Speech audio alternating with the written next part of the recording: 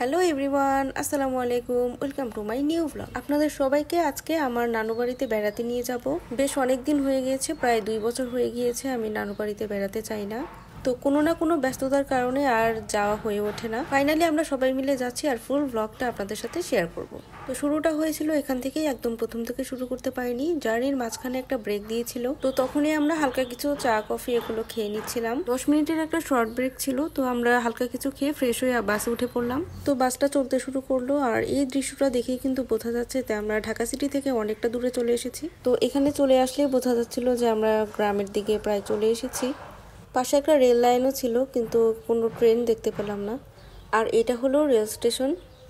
এখানে অনেক সিএনজি ছিল।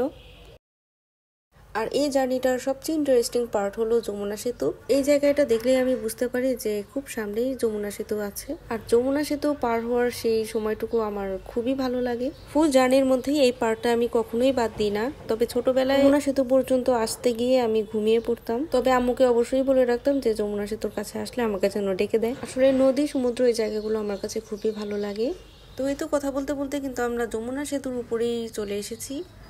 এই তো যমুনা নদীর পাড়ি কিন্তু দেখা যাচ্ছে। এই তো আমরা সেতুর উপর দিয়ে যাচ্ছি আর সেতুর উপরের সম্পূর্ণ দৃশ্যটা আজকে আপনাদেরকে দেখানোর চেষ্টা করব। আমি আর কিছুই বলবো না, আপনারা জাস্ট দেখেন কি সুন্দর একটা দৃশ্য। আর ওই যে দূরে যে সেতুটা দেখা যাচ্ছে ওইটা হচ্ছে যমুনা রেল সেতু।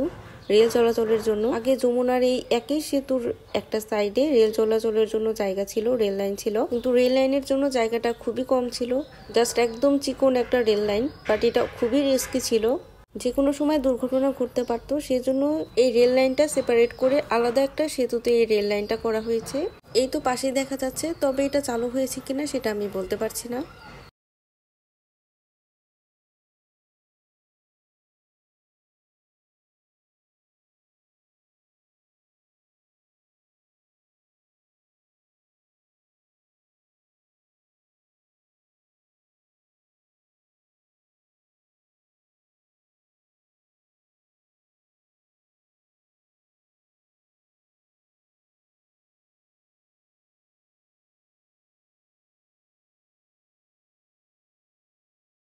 সেতুর উপরের এই ওয়েদারটা আমার অনেক বেশি ভালো লাগে, অনেক সুন্দর ফ্রেশ একটা বাতাস থাকে এখানে।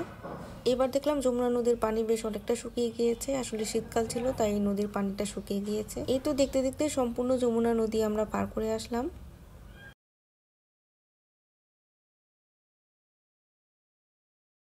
এই তো এটা হলো সেতু পার হওয়ার পরের এরিয়াটা।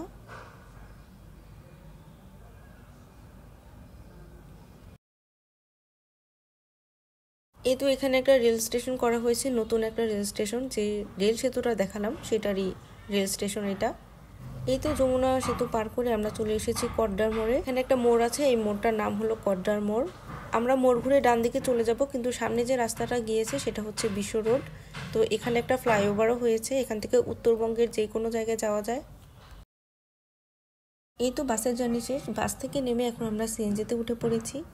সিএনজিতে যেতে যেতে আশেপাশের এই দৃশ্যটা দেখতে আমার খুবই ভালো লাগে।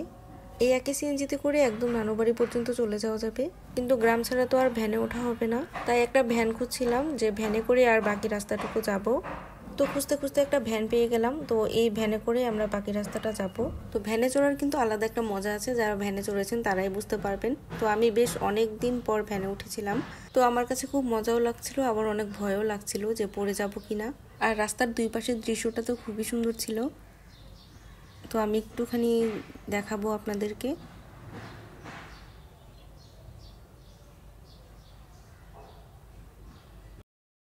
আর এটা হচ্ছে একটা স্কুল। এই স্কুলে আমার আম্মু, খালামণি, তারপর মামারা সবাই পড়াশোনা করেছে।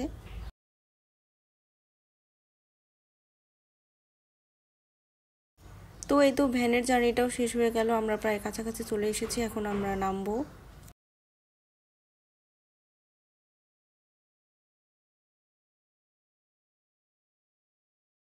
তো গিয়ে দেখলাম যে বাড়িতে নতুন সরিষা উঠেছে, তো সরিষা প্রসেসিং এর কাজ চলছে। তো সরিষা কিভাবে প্রসেস করা হয় তার A to Z এবার নিচ্ছকে দেখে আসলাম। তো আজকের ব্লগ এখানেই শেষ। অনেক লং জার্নি করে এসেছি, সবাই অনেক টায়ার্ড। পরের ব্লগ খুব শীঘ্রই আসছে, কেউ মিস করবেন না।